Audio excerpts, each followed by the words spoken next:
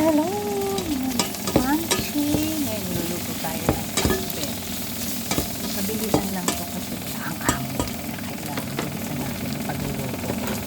Para na sari-sari na ito. Unahin natin ang kalabasa. Sus natin na matagal ito yung kalabasa. Hindi mapili kasi marami. Sari-sari yung gulay ito. May celery. Nakakabit ang pakbit na may celery. At sa akin na niya dito ko. Diba? Wala siyang talong. Kaya ayaw ko ng talong. Ayaw ko ng talong sa pakbit. At maraming buto. Maraming buto ang talong ng buto. Diba? Okay. Mabilisan mo. Kailangan paspasan natin. Para makakain tayo ng tanghali. Marami pa tayong gagawin. Cover natin. Kaya pwede natin siyang ilagay lahat. Sama-sama na kayo lahat dyan. Punong-puno ah. Yan.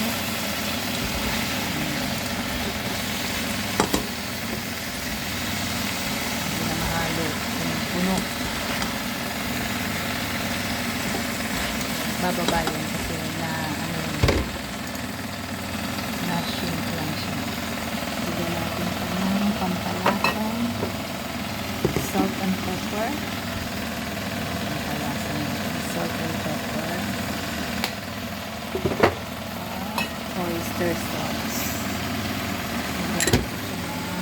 Oyster sauce. Mabilisan lang talaga ito kasi marami pang nakahandang trabaho. Kaya kailangan paspasan ang pagluluto. Kunting tubig at nang madaling maglambot. Kunting tubig kasi nagtutubig ang gulay. Ang gulay kasi pagka nagtutubig, kusa siya ng tubig. Kaya ayoko rin naman ng maraming tubig sa pakbit. Gusto ko sa pakbit tuyo. Tapos maya magpiprito tayo ng isgang pula. Ayan. Halu-halukay. Halu-halukay na ba? Halu-halukay. Pa natin. Ayan na nga ang aking pakbit. Maya pa, ilang minuto lang nagluto na ito. Tama na magpiprito ng isda. Ayan, magpiprito yun. Tama-tama, sakto yun sa gulay at magprito isda.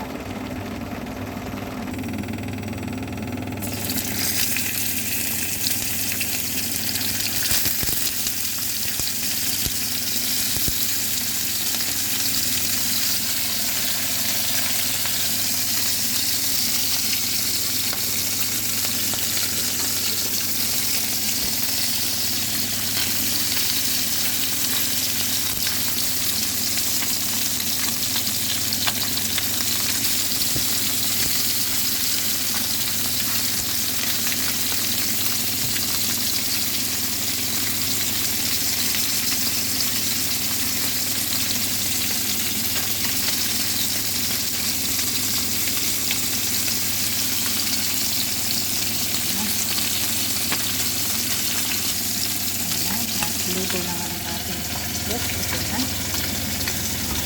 Ito ang ating pakbet. Ayan. Na.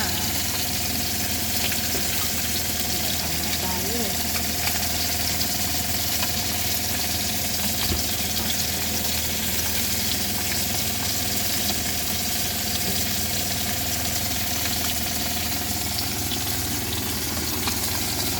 Meron tayong